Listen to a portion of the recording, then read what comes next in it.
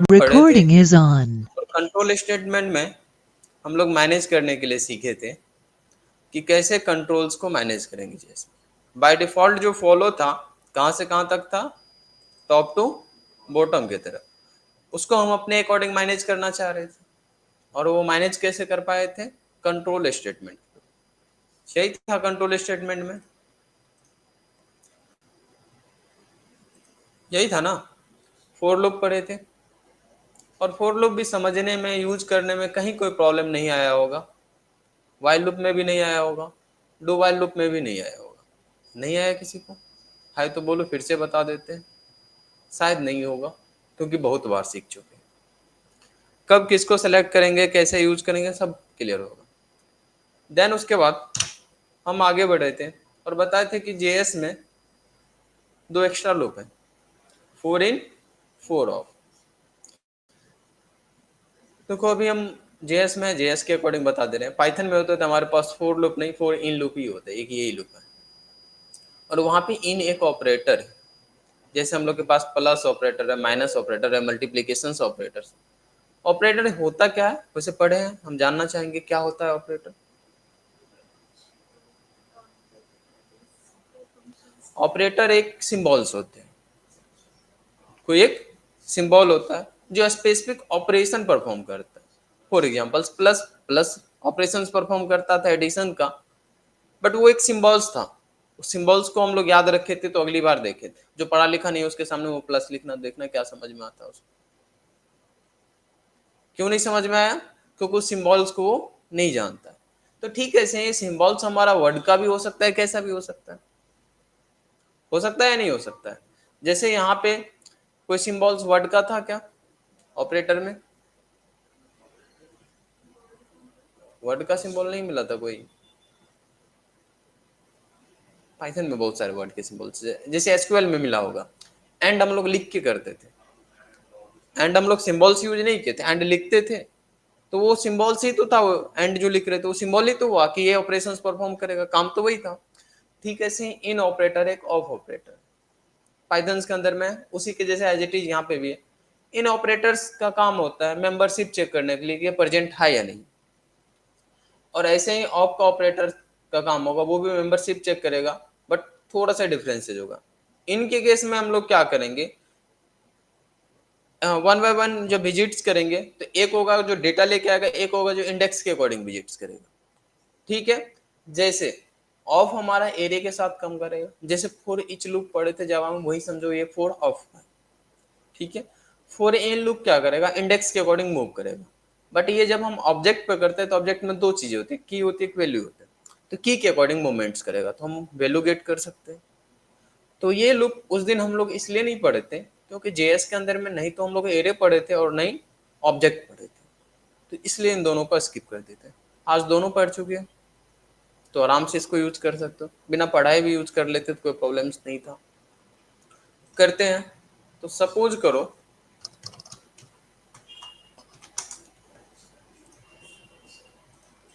हमारे पास एक एरे है, लेट, याद है ना लेट, भूल तो नहीं गए? अभी हमको वेरिएबल्स क्रिएट करने के लिए बहुत सारे कीवर्ड्स को याद रखना पड़ रहा है, तो अगर मिस हो तो बता देना। बहुत सारे डिफरेंट डिफरेंट लैंग्वेज में जा रहे हैं तो अलग अलग हो रहा है। एसक्यूएल में कैसे करते थे?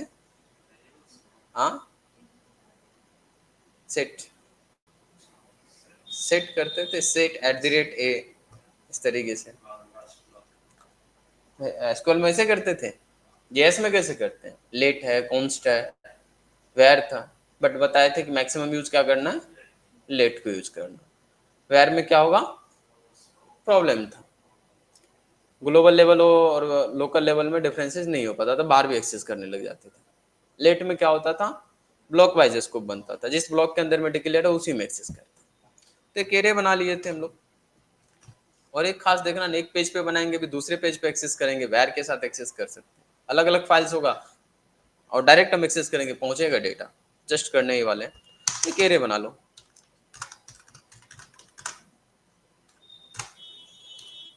इस एरे में से एक एक करके डेटा रिट्राइव करनी है। तो हमारे पास एक तरीका था कि लेट एक वेरिएबल बना ले आई, और आई को स्टार्ट कर दे 0 से आई लेस देन एरे के लेंथ तक। भूल तो नहीं गई ये सब? ऐसे ही करते हैं ना। देन उसके बाद प्रिंट करते थे system dot dot dot println के साथ, नहीं करते हैं ऐसे? अच्छा, कंसोल डॉट लॉग के साथ करते हैं, ठीक। आज की क्लास में कोई दूसरा बच्चा है ही नहीं, सिर्फ जावा वाले हो तो इसलिए बोल सकते हैं। बाकी रहता तो जावा का चीज नहीं बोलेंगे ना। देख रहे हो, हमको बोर्ड पे लिखना पड़ रहा था सारी चीजें कर। रन कर दे, मिलेगा आउटपुट्स? हाँ या नहीं? जावा में अगर लिखना होता है ये चीज तो यहाँ पे इंट लिख देते और यहाँ पे system dot dot println लिख देते, और तो नहीं कुछ बदलने वाला था। इस काम को हम फॉर ईच से वहां पे कर लेते थे, याद है? वैसे यहाँ पे फॉर ईच लूप चलाने का थोड़ा सा तरीका बदल गया था। कैसे किए थे? फंक्शंस के थ्रू, फंक्शंस लेके आते थे, फंक्शंस के थ्रू किए थे। यहाँ पे भी एक है, फोर के साथ हम लोग कर सकते हैं, और हमारे पास फोर इन और फोर ऑफ है। ऑफ के साथ देखो कैसे काम करेंगे। तो फोर ऑफ में क्या करेंगे, यहाँ पे भी एक वेरिएबल बना लेते, मान लो कि आइटम बना लेते हैं, ठीक है। ऑफ कीवर्ड है तो आपको यूज कर लीजिए। किस में? तो इस एरे से उठा लेना है, बता दिए। और लॉग में प्रिंट कर दो आइटम।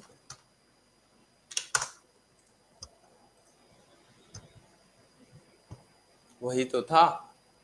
जावा में क्या करते थे, यहाँ पे वेरिएबल बनाते थे, बस ऑफ नहीं यहाँ पे कॉलन दे देते थे। फॉर ईच लूप का ही तरीका है, ऑफ के थ्रू यहाँ पे हम काम कर रहे हैं और ये बता रहे हैं ऑफ थोड़ा सा इंग्लिश सेंटेंस के जैसे कि आइटम जो है इसी का है सब। Of of of, clear? आसान है, इसको भी यूज कर सकते हो अगर याद रहे तो। नहीं याद रहे तो कोई बात नहीं, जो तरीका तुम्हें अच्छा लगे। बहुत सारे तरीके हैं, कोई भी लूप यूज करें। हमारा तो एक ही काम होता था, इटरेशन, इटरेटिव, इटरेट करके आगे बढ़ना। याद रहेगा ये? हम बस समझ लेना, जावा में ये लिख लेते हैं, यहाँ पे ऑफ लिख देते हैं, ठीक है। एक इन था, दूसरा इन था। इनको हम एरे के साथ भी यूज कर सकते हैं, ऑब्जेक्ट के साथ। एरे के साथ करेंगे तो जब डेटा होता है यहाँ पे तो की वैल्यू पेयर्स में होता है, ऑब्जेक्ट में। और एरे में भी एक्चुअल की वैल्यू पेयर्स में ही रहता है, लेकिन एक साथ इंडेक्स की होता है हमारा और वैल्यू इधर रहता है, यही होगा ना, इंडेक्स के अकॉर्डिंग। तो जब यहाँ पे फोर ऑफ के जगह पे फोर इन लिख दोगे ना सिर्फ, तो उस केस में क्या होगा कि ये इंडेक्स के अकॉर्डिंग मूवमेंट्स करेगा। यहाँ पे ऑफ के जगह पे इन लिख देते हैं, ये इंडेक्स के अकॉर्डिंग मूवमेंट्स करेगा। क्या 1 to 4 यही तो इंडेक्स था। अगर हमारे पास ऑब्जेक्ट होता, मान लो एक ऑब्जेक्ट बना लेते, मान लो लेट, इसको ऊपर रन दो, एक ऑब्जेक्ट बना लेते हैं हम, लेट ओबीजे। ऑब्जेक्ट बनाते कैसे थे?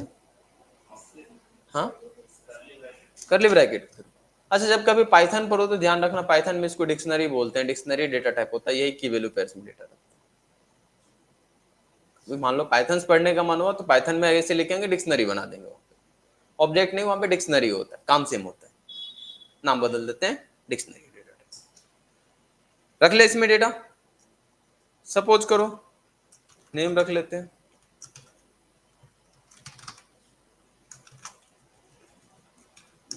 ऐसे ही रखते थे क्या? तो अच्छा, नेम में मैंडेटरी नहीं था, लिख भी देंगे तो फर्क नहीं पड़ता था, वो हट ही जाता था लास्ट में, मैंडेटरी नहीं था, यही ना। दूसरा सीटी दे देते हैं,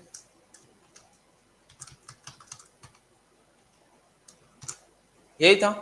अब एक एक करके इसमें मुझे विजिट करना है, तो लूप से भी कर सकते थे। फोर इन लूप बेटर है हमारे लिए यहाँ पे। तो हम एक वेरिएबल बना लेते हैं, मान लो एस, कोई भी नाम रख सकते हैं, और बोले इसको कहाँ, इन लेके आओ ओबीजे से, सेम एरे के जैसे ही था। और इसको हम बोल रहे हैं प्रिंट करना, तो जरा एस में क्या लेके आया, तो जो भी डेटा था उसको लेके आ जाएगा। की के अकॉर्डिंग मूवमेंट किया, यहाँ पे भी वही हो रहा था। बोले थे की के जैसे इंडेक्स है तो इंडेक्स के अकॉर्डिंग, और की आ चुका है तो हम एक एक करके डेटा तो गेट कर ही सकते हैं, कर सकते हैं ना।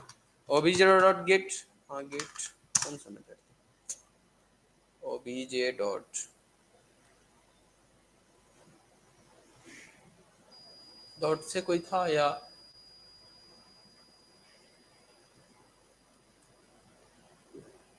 ओबीजे डॉट एस कर देते हैं।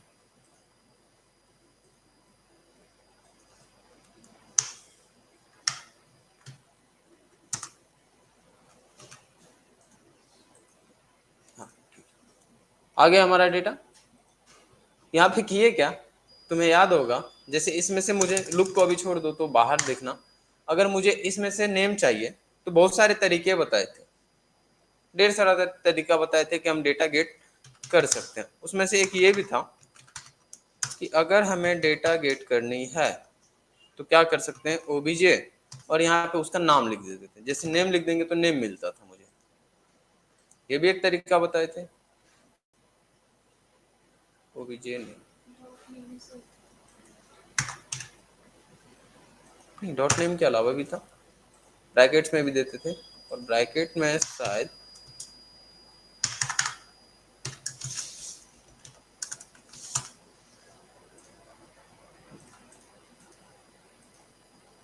आगे इस तरीके से बताते, ढेर सारा जिस दिन ऑब्जेक्ट पढ़े थे उस दिन हम बताए थे कि अलग अलग तरीके से रिट्राइव कर सकते हैं। यहाँ पे ये भी तो की ही रिटर्न कर रहा था नॉर्मली, तो हम उसको इस तरीके से पास कर देंगे, चलो जो भी की है उसके अकॉर्डिंग डेटा लेके आ जाओ, आ गया। वैसे अगर नॉर्मली एस को हम प्रिंट करें तो वो क्या मुझे प्रोवाइड करेगा, सिर्फ और सिर्फ की प्रोवाइड करेगा। तो ऑब्जेक्ट से एक एक करके डेटा निकाल सकते हैं। अब वहां से जो हम लोग एरे लेके आए थे तो तुम इन सब लूप का भी यूज करके डेटा रिट्राइव कर सकते हो, कर रहे थे ना।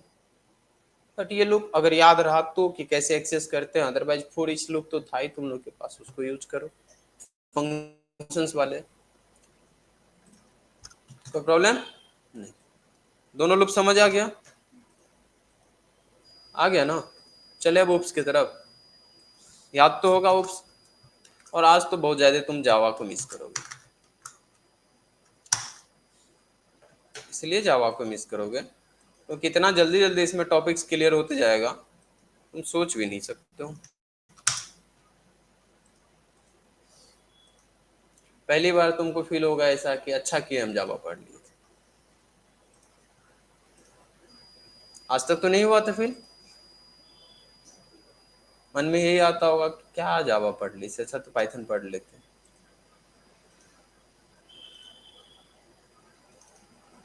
ओप्स क्या है,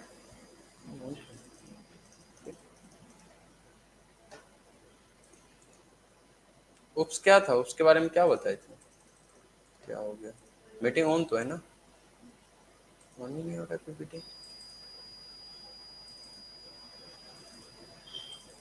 उसके बारे में क्या बताए थे, चलो ऐसे ही पढ़ो, ऑन ही नहीं हो रहा है। ओप्स के बारे में हम बताए थे कि ओप्स एक फीचर्स है, और जो भी प्रोग्रामिंग लैंग्वेज इसको सपोर्ट करता है उसको ऑब्जेक्ट ओरिएंटेड प्रोग्रामिंग लैंग्वेज बोल देते हैं। याद है, यहीं से शुरुआत हुआ था ओप्स का।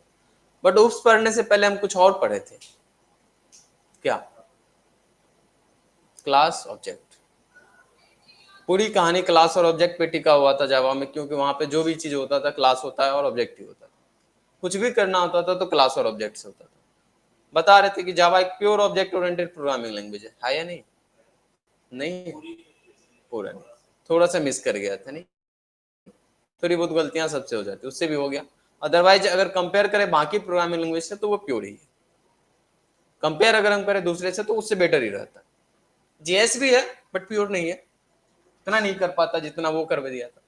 यहाँ पे भी सेम कहानी है, यहाँ पे भी हम क्लासेस क्रिएट कर सकते हैं, ऑब्जेक्ट क्रिएट कर सकते हैं, बस जावा में मेन मेथड में जाकर ऑब्जेक्ट क्रिएट करना होता है, यहाँ पे कहीं पे भी करो, कर ले क्लास क्रिएट। पहले क्लास तो बन जाए फिर उप्स के फीचर्स को देखेंगे, उप्स में क्या था, फीचर्स ही तो था, याद है फीचर्स का नाम, बताओ एक एक करके।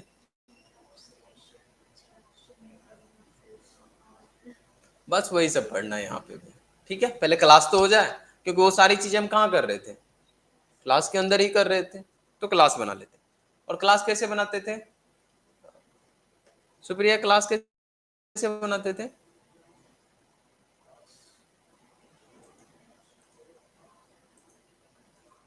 क्लास बनाने के लिए हमारे पास एक कीवर्ड था, उसका क्या नाम था, यहाँ पे भी वही है, क्लास। बना ले स्टूडेंट, बहुत दिन से नहीं बना होगा स्टूडेंट क्लास, बन गया। स्कोप कैसे बताते थे, हो गया क्लास हमारा रेडी। देन उसके बाद क्या करते थे, मेंबर्स डिफाइन करते थे, याद है क्या करते थे, मेंबर डिफाइन करते थे। जेएस में थोड़ा कहानी बदलता है, और बदलेगा नहीं तो फिर जेएस और जावा में क्या डिफरेंस रहेगा, थोड़ा सा कहानी बदलेगा। यहाँ पे भी कंस्ट्रक्टर होंगे, यहाँ पे भी मेथड्स होंगे, सारी चीजें होंगे। और बताएं जो मेथड्स होते हैं वो क्लास के अंदर में डिफाइन हो गए, फंक्शंस तो मेथड, बाहर है तो फंक्शन। ठीक है, यहाँ पे भी मेंबर डिफाइन कर सकते हैं। For examples roll number define कर दिए,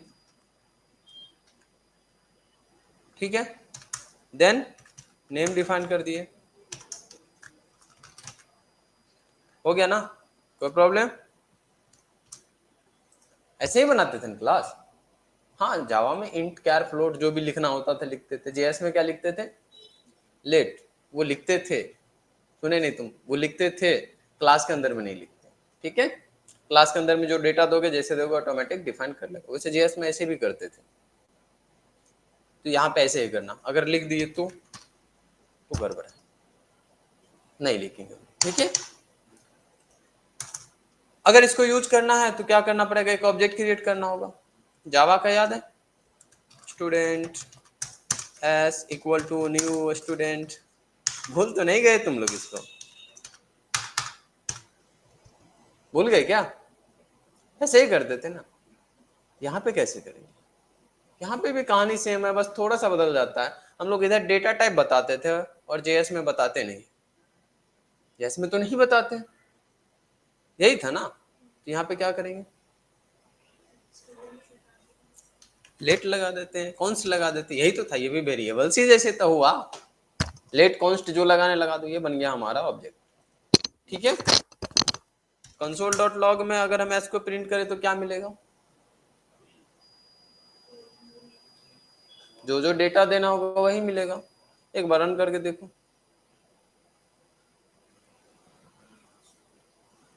यही था ना। हाँ, वो भी कर सकते हैं। वो करेंगे तो पर्टिकुलर डेटा मिलेगा, एस डॉट नेम करेंगे तो नेम मिलेगा सिर्फ, था ना।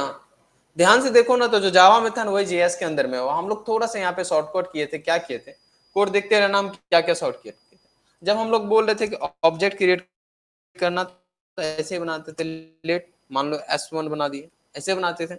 इक्वल टू में एक करली ब्रैकेट देते थे, और ध्यान से देखो तो ये वाली कोड ही तो लिखते थे, यही लिखा करते थे ना। और यहाँ पे सेमी कॉलन नहीं कोमा दिया करते, और तो नहीं था कुछ। ध्यान से देखो तो ऐसा ही कुछ काम करते थे। ऐसा काम इसलिए करते थे क्योंकि हम जब ऑब्जेक्ट बनाए फिर डॉट के साथ एक्सेस कर सकते थे। तो बोला एक काम कीजिए, आप डायरेक्ट ऑब्जेक्ट बना के उसमें डेटा रख सकते हैं। थोड़ा सा तरीका बदले थे, लगभग चीजें सिमिलर था क्या? यहाँ पे हम डायरेक्ट ऑब्जेक्ट बना ले रहे थे, और यहाँ पे पहले क्लास बनाए फिर ऑब्जेक्ट बना के। तो जेएस में ये फीचर्स दे दिया था, और जब ये फीचर्स आ गया था हम बोले क्यों फिर बेवजह क्लास बनाना एक बार फिर उसमें डेटा डालना, एक ही साथ करो। ओके, तो अभी इसको हटा देते हैं, हमारा क्लास बन के रेडी हो चुका है। डेटा एक्सेस कर सकते हैं, सेम तरीका है, कोई प्रॉब्लम नहीं। कैसे ऑब्जेक्ट क्रिएट करेंगे नहीं करेंगे सब समझ आ रहा है? हाँ या नहीं? नहीं है कोई प्रॉब्लम? अच्छा, जेएस में हाँ होता है। रिएक्ट अगर थोड़ा बहुत आइडिया होगा तो एक वर्ड सुने होंगे, क्लास कंपोनेंट और फंक्शनल कंपोनेंट। नहीं सुने? कोई नहीं, वहां आएंगे तो बताएंगे। क्लास जेएस में अब यूज नहीं होता है, होता तो फंक्शन से ही सब काम हो गया, तो क्लास का क्या यूज करना। बट स्टार्टिंग में क्लास पे ही सारा काम हो रहा था। क्लास से चीजें मैनेज करना थोड़ा सा मुश्किल हो जाता है, तो इसलिए छोड़ दिए थे। बट फीचर्स है तो थोड़ा बहुत तो पढ़ना पड़ेगा, और हम लोग के लिए वो हार्ड है नहीं क्योंकि जावा आता है। जावा वाले केस में हार्ड कहाँ, ये तो तुमको पहले से आता है सब। इसमें ऐसा क्या है जो तुमको समझ नहीं आ रहा है? सब समझ आ रहा है। नहीं आ रहा है? नहीं आ रहा है तो स्किप कर देंगे, सब आ रहा होगा। हाँ या नहीं? देन हम लोग फंक्शन बनाते थे यहाँ पे। इसको अगर डायरेक्ट हम यहाँ पे नहीं रखना चाहे तो फंक्शन बना लेते थे। बना ले फंक्शन, किस नाम से फंक्शंस बनाएंगे? कुछ भी नाम से बना लीजिए। जावा में रिटर्न टाइप देते थे, दिस टाइप देते थे, यहाँ तो रिटर्न टाइप होता नहीं। बट फंक्शंस बनाते कैसे हैं? फंक्शन कीवर्ड के साथ। नहीं, यहाँ पे फंक्शन कीवर्ड यूज नहीं करना, डायरेक्ट बनाओ। डायरेक्ट बनाओ फंक्शन तो समझ जाएगा, अच्छा फंक्शन ही है। ओके, तो मान लो कि 100 फंक्शन हम बना दिए, 100 फंक्शन। फंक्शन से लिखने की जरूरत नहीं है यहाँ पे। तो लॉग में हम लोग क्या करते हैं, इसका नेम वगैरह प्रिंट कर लेते हैं। हाँ या नहीं? तो डायरेक्ट कॉल कर लिया करेंगे। तो कंसोल डॉट लॉग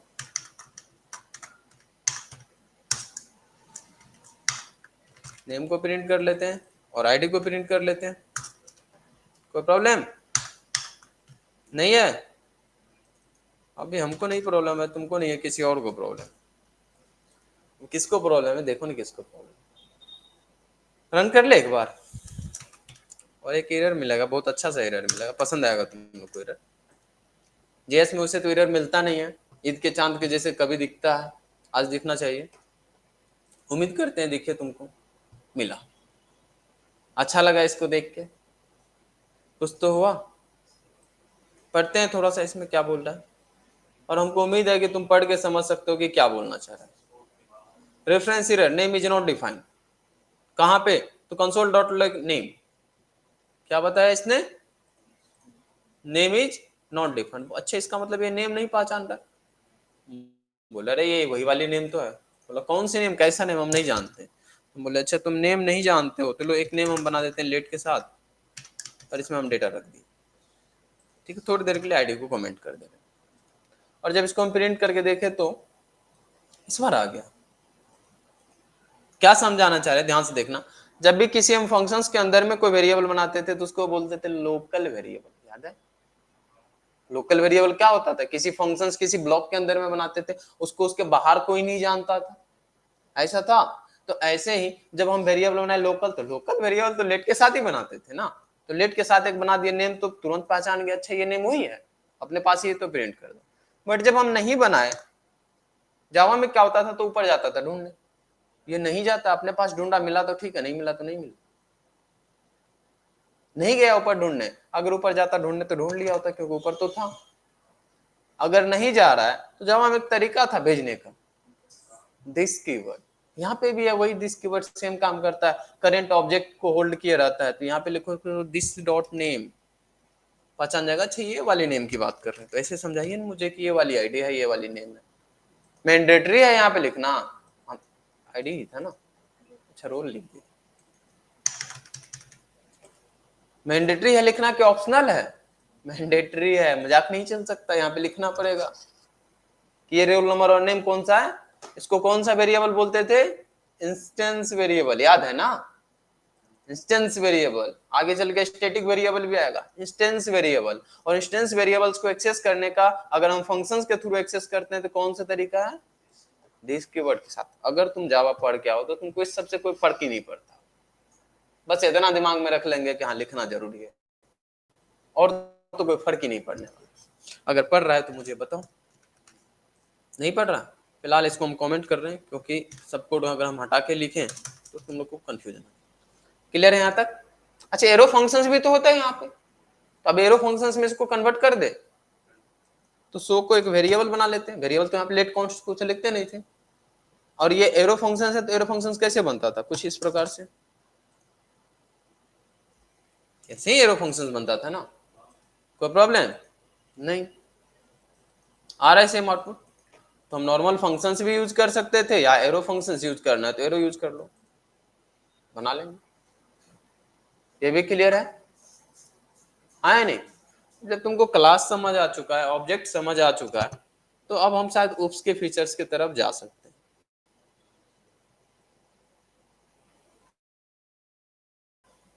हैं। क्लास समझ आ चुका है, ऑब्जेक्ट समझ आ चुका है, तो उसके फीचर्स की तरफ जा तो सकते हैं ना? नहीं जा सकते हैं? बिल्कुल जा सकते हैं। एक एक करके फीचर्स देखेंगे, और सबसे पहला फीचर्स आया था डेटा हाइडिंग का, वो याद है? फर्स्ट फीचर्स कौन सा था? Data hiding. क्या होता है जल्दी से बताओ मुझे, क्योंकि तुम लोग पढ़े हो, इंटेलिजेंट हो सभी, बताओ डेटा हाइडिंग, उसका first features. What is data hiding? थोड़ा जोर से।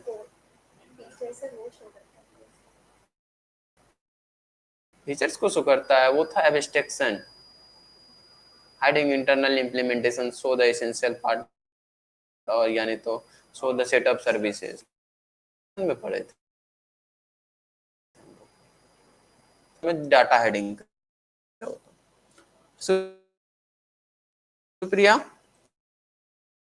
Yes sir. तुम चीटिंग भी कर सकते हो, तो बताना डेटा हेडिंग क्या होता है। चीटिंग करना है? नहीं सर। डेटा हेडिंग सर ये सिक्योरिटी प्रोवाइड करता है।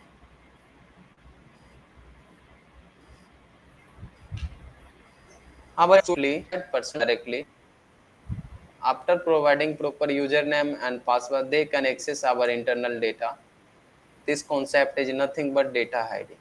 शायद समझ आया होगा कुछ कुछ कि मेरा जो इंटरनल डेटा है डायरेक्टली एक्सेस नहीं कर सकता है कोई आउटसाइड पर्सन, वेरिफिकेशंस के बाद एक्सेस करने दे, तो इसी कॉन्सेप्ट को तो डेटा हाइडिंग बोले थे। इसी के लिए तो सेटर गेटर मेथड पढ़े थे। प्राइवेट मॉडिफायर को भूल गए शायद, तो याद आया प्राइवेट मॉडिफायर्स किसमें हम यूज किए थे? डेटा हाइडिंग ही तो था वो फीचर्स, फर्स्ट फीचर्स अचीव कैसे किए थे जावा में, प्राइवेट मॉडिफायर्स के। अफसोस जेएस के अंदर में कोई प्राइवेट प्रोटेक्टेड कुछ नहीं होता। कमाल, एक चीज तो पढ़ने के लिए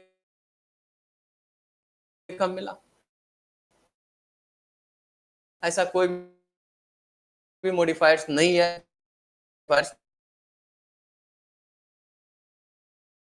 नहीं होते, तो गलती से अचीव करें।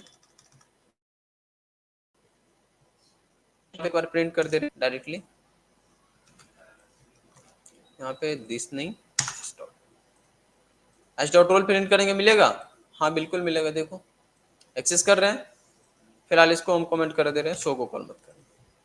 हम चाह रहे हैं ये जो रोल नंबर है इस तरीके का कोई भी डेटा हो सकता है, कोई भी बाहर से एक्सेस नहीं कर पाए डायरेक्टली। बाहर से क्या मीनिंग है, इस क्लास के बाहर कोई एक्सेस नहीं करे। और यही फीचर्स था पहला, क्या नाम था उसका, डेटा हाइडिंग। कैसे अचीव कर रहे थे वहां पे, प्राइवेट मॉडिफायर्स के थ्रू। जेएस बोलते इतना क्या सोचना, आप बस जब भी वेरिएबल्स का नाम रखिएगा ना हैश के साथ रख दीजिएगा। किसके साथ, हैश के साथ नाम रखिएगा।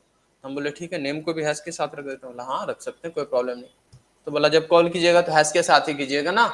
बोले ठीक है हैश के साथ करेंगे, कोई प्रॉब्लम नहीं। यहाँ पे भी हैश के साथ ही करेंगे। और जैसे ही हैश के साथ करने जाओगे तो एरर देगा, और पढ़ोगे तो क्या एरर दे रहा है, hash roll number is not accessible outside class because it is a private identifier. वो क्या बन चुका है, प्राइवेट। बहुत आसान है प्राइवेट बनाना, हैश के साथ बना दो और क्या। तो बोलोगे सर हैश मत लिखिए तो नहीं देगा एरर, तो रन करो ना, उसको रोल नंबर नहीं मिलेगा। कहाँ गया रोल नंबर, रोल नंबर मिला ही नहीं, इसको अनडिफाइंड है। बोल रहा है रोल नंबर नहीं मिल रहा है, तो हम बोल रहे रोल नंबर नहीं है, हैश रोल नंबर हम बनाए थे। बोला हैश रोल नंबर तो प्राइवेट होता है, आप कैसे एक्सेस कर सकते हैं। तो क्या हम डेटा हाइडिंग कॉन्सेप्ट को अचीव कर सकते हैं जेएस में? बहुत आसानी से कर सकते हैं। और कैसे करेंगे, हैश के साथ। देखो अभी इंटरनली तो एक्सेस कर रहा है, बट आउटसाइड से कोई एक्सेस नहीं कर सकता है। और इसी फीचर्स को तो हम ओप्स का फर्स्ट फीचर्स मान के चले थे, और वो था हमारा डेटा हाइडिंग। याद है ओप्स का फर्स्ट फीचर्स क्या होता है, डेटा हाइडिंग एक बार डिफाइन करो। इंटरनल डेटा या इंटरनल मेंबर्स, उसको मेंबर्स बोल देते हैं। आउटसाइड ऑफ क्लास, क्लास के बाहर से हम एक्सेस नहीं कर सकते। जेएस में कैसे अचीव करते हैं हम डेटा हाइडिंग को, हैश से। हैश के साथ डिफाइन कर दो वेरिएबल, वो प्राइवेट हो गया। कितना आसान है, याद रहेगा तब आसान है, नहीं याद रहेगा तो हार्ड। ठीक है समझ आया, चले आगे। हाँ या नहीं, इसके बाद नेक्स्ट क्या था,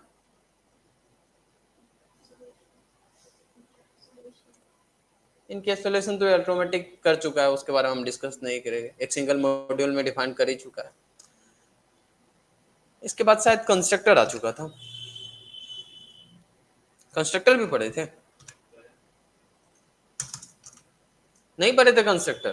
क्योंकि अगर ये प्राइवेट हो चुका है तो इसको तो इनिशियलाइज नहीं कर सकते हैं बाहर से, और कंस्ट्रक्टर जैसा होता था वैसा ही क्रिएट करते थे। यहाँ पे ऐसा कुछ रेस्ट्रिक्शन लगाया नहीं आज तक, आगे भी नहीं लगाएगा। बट कंस्ट्रक्टर बना सकते हैं क्या, हाँ बना सकते हैं, कोई प्रॉब्लम नहीं। जेएस में भी कंस्ट्रक्टर बना सकते हैं, हाँ बना सकते हैं। तो बना ले कंस्ट्रक्टर। डेटा हाइडिंग कॉन्सेप्ट में रहने दे कि हटा दे, जब जरूर होगा ऐसा लगा देना, वो फॉलो करेगा। ठीक है, कैसे बनाते थे कंस्ट्रक्टर, वो जावा में था, वो रूल जावा में था। ठीक है, यहाँ पे तुमको कंस्ट्रक्टर बनाना है तो कीवर्ड है तुम्हारे पास, उस कीवर्ड को यूज करोगे, उसका नाम है कंस्ट्रक्टर। क्या नाम है? कंस्ट्रक्टर। बना दो कंस्ट्रक्टर, ये लो बन गया कंस्ट्रक्टर। सही है, आसान रहेगा। अब यहाँ पे कोई कंफ्यूजन नहीं, कंस्ट्रक्टर लिखा है तो कंस्ट्रक्टर, जो जो आर्गुमेंट्स देना है यहाँ पे दे दो। दे दे कि रहने दे? नहीं नहीं, दे ही देते। क्या क्या चाहिए था? रोल नंबर ना, रोल और नेम चाहिए। डेटा टाइप तो मेंशन करते नहीं है, क्या ही फर्क पड़ता है।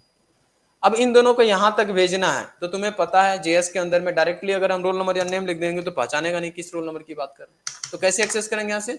दिस के साथ, तो दिस डॉट रोल लिख दो इक्वल टू रोल, और this dot name equal to name. समझ आ रहा है? वैसे सेमी कॉलन ऑप्शनल है, तो आदत बना पड़ा इसीलिए दिया जा रहा है, नहीं तो नहीं देंगे तो कोई प्रॉब्लम नहीं।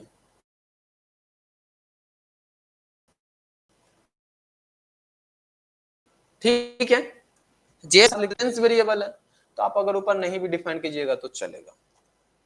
हाँ, मतलब डायरेक्ट कंस्ट्रक्टर के अंदर से हम तो एक्सेस करने गए और बन गया। हाँ बन गया, कोई प्रॉब्लम नहीं है। जेएस में बस जादू ही होता है। देखो कितना जादू हो रहा है यहाँ पे। ये इंस्टेंस वेरिएबल, हाँ इंस्टेंस वेरिएबल, ये एक्सेस करेगा, बिल्कुल एक्सेस करेगा, कोई प्रॉब्लम नहीं। तो बना ले, अब यहां से डेटा पास कर दें, बिल्कुल डेटा पास कर दें। और इसको कॉल कैसे करेंगे? सो मिल गया डेटा। तो कैसे कंस्ट्रक्टर डिफाइन करेंगे, समझ आया? हाँ नहीं, इसको प्राइवेट बनाना होता तब यहाँ पे हैश लिख देते बस। ठीक है, कंस्ट्रक्टर समझ आया। उसके बाद एक और टॉपिक पढ़े थे, कंस्ट्रक्टर ओवरलोडिंग। क्या होता था? पूरा जावा याद आ जाएगा तुमको। कंस्ट्रक्टर ओवरलोडिंग क्या होता था? अगर एक क्लास के अंदर में मल्टीपल कंस्ट्रक्टर डिफाइन और सेम नेम के साथ डिफाइन है और आर्गुमेंट्स अलग अलग है, तो इस कॉन्सेप्ट को हम क्या बोल लेते हैं? Constructor overloading. और कंस्ट्रक्टर का नाम तो सेम ही होता था। हाँ या नहीं? पता है जेएस इसको सपोर्ट नहीं करता है, बोलता है कोई कंस्ट्रक्टर ओवरलोड नहीं होगा। ना तो जेएस में कंस्ट्रक्टर ओवरलोड होता है, ना मेथड ओवरलोड होता है, ना फंक्शन ओवरलोड होता है। बोलता है ये ओवरलोड क्या होता है, हम तो जानते ही नहीं। पूछो क्यों भाई, ऐसा क्या प्रॉब्लम है? हम तो डिफाइन कर सकते हैं, कंस्ट्रक्टर फिर से बना देते हैं। हम बोलेंगे कोई आर्गुमेंट नहीं लेना, और क्या। कोई आर्गुमेंट नहीं लेना, बनाने तो दे दिया। रन करें, दिया एरर। क्या दिया एरर? Syntax error. मैं ओनली हैव वन कंस्ट्रक्टर, आप दो दो कैसे बना दिए? जेएस के अंदर में एक ही कंस्ट्रक्टर हो सकता है, दो नहीं हो सकता, तो आप बना कैसे दिए? और बनाओगे तो गड़बड़ हो जाएगा। बोलो अच्छा, ये अच्छी बात है कि सर खराब है? अच्छी बात है, तुम लोग को याद नहीं रखना पड़ेगा एक्स्ट्रा टॉपिक। अच्छा नहीं पढ़ना पड़ेगा, बेवजह पढ़ना पड़ेगा कंस्ट्रक्टर ओवरलोडिंग। नहीं होता है, बस खत्म। तो बोलोगे सर फिर तो इसमें अब हमेशा मेंबर्स में डिफाइन करना ही पड़ेगा रोल नंबर और नेम। याद है, जैसा कंस्ट्रक्टर होता था वैसा ही ऑब्जेक्ट क्रिएट होता था, हाँ या नहीं? तो अब क्या करें? कंस्ट्रक्टर बनाए जावा के अंदर में कि नहीं बनाए? जेएस के अंदर में कंस्ट्रक्टर बनाए कि नहीं बनाए? और हम आर्गुमेंट अगर पास नहीं करे तो वर्णन करें, एरर आया? नहीं नहीं डिफाइन किया तो नहीं आया। इसका मतलब क्या? वैसे तुमको याद होगा फंक्शंस में कितना भी आर्गुमेंट हो, तुम कितना भी पास करो, उससे फर्क कहां पड़ता था? जैसे मैं पढ़ रहा था, तो एक कंस्ट्रक्टर डिफाइन किया, उसमें आर्गुमेंट दे दिए, तो तुम्हारा मन कर रहा है तो दे दो, नहीं मन कर रहा है तो नहीं दो। और अगर तुम ओवरलोडिंग कॉन्सेप्ट यहाँ पे फॉलो करते तो आर्गुमेंट्स अलग देते तो वो कब कॉल होता? क्योंकि अगर तुम आर्गुमेंट दोगे, नहीं भी दोगे तो कॉल तो यही होगा। जेएस में तो यही होता है, इसीलिए फंक्शन ओवरलोडिंग भी नहीं होता, क्योंकि फंक्शन ओवरलोडिंग में आर्गुमेंट्स ही डिफरेंट होते थे, और यहाँ पे आर्गुमेंट से फर्क ही नहीं पड़ता। दो दो कि चार दो कि नहीं दो, क्या फर्क पड़ रहा है? कोई फर्क तो पड़ता नहीं था, एरर तो आता ही नहीं था। हाँ या नहीं?